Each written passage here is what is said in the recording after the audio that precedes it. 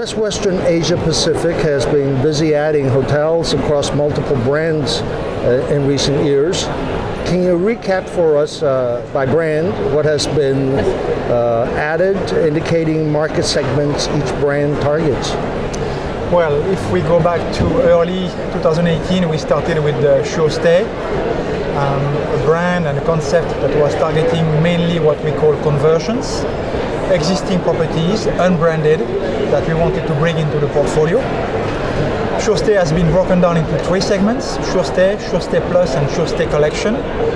Each of them targeting a very specific type of properties depending on location and markets. As you know, we also have Vibe.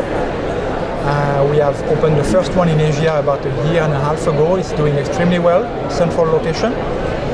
More recently, we came up with Sadi and Aiden.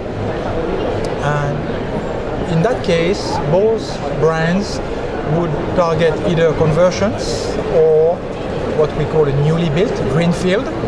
Each of those two brands bring a very specific flavor, focusing on the local specificities of the market. Like a Sadi in Thailand will have to have a very specific concept in terms of F&B.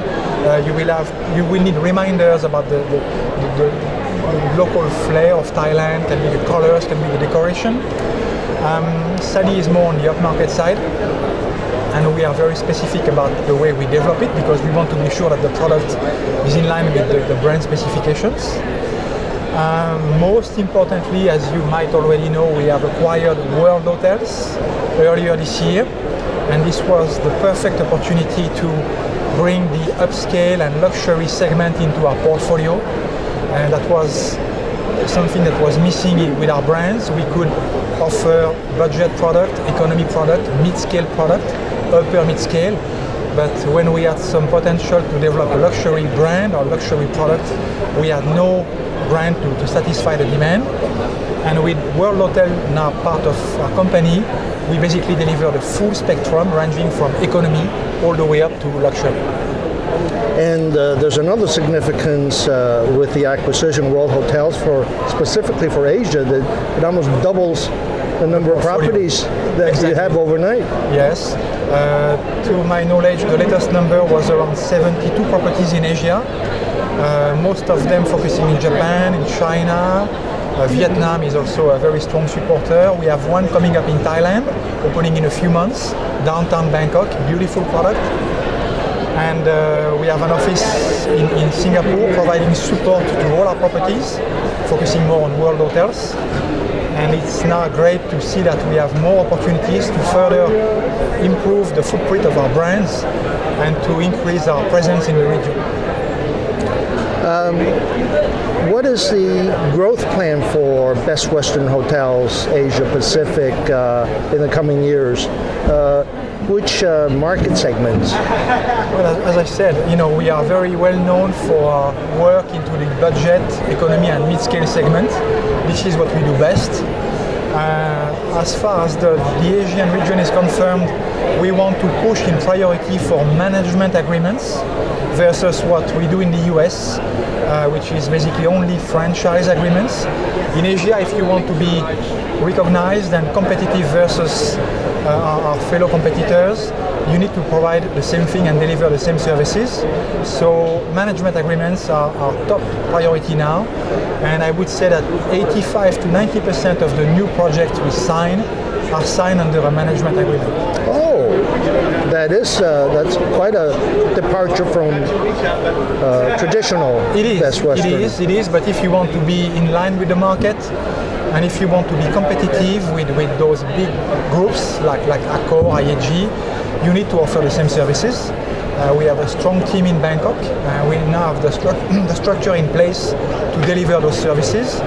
By the end of 2020, we will have approximately 24 managed properties running and expecting to open another 17 by 2022.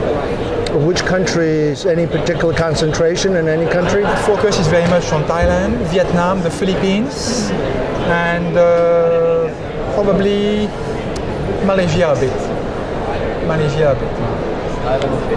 Going back to the brands, Can you recap them and what the target demographic is for the major brands? You know, shore stay. Okay. So what would be the demographic?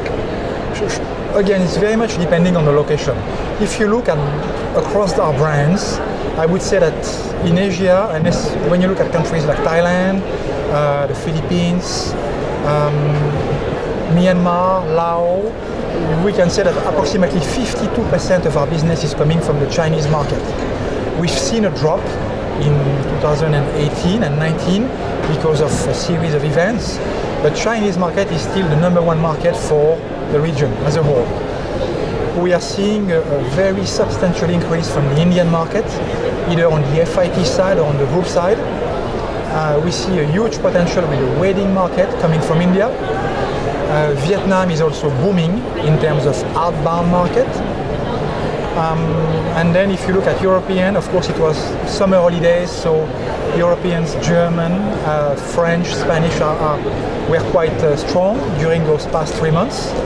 But you can definitely say that on the top of Chinese and Indian, Singaporean market, Japanese market, and to some extent Filipino market are showing some very good numbers.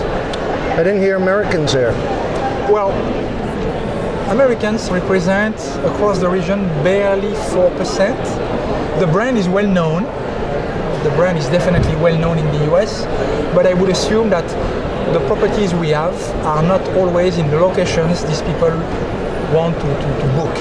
So they prefer more local brands. Yes, so they will. It's always because of location. Or we have a resort and they would prefer a city hotel or vice versa. Right. So, and that will change with the acquisition of World definitely, Hotels. Definitely. Olivier, thank you so much. Thanks to you.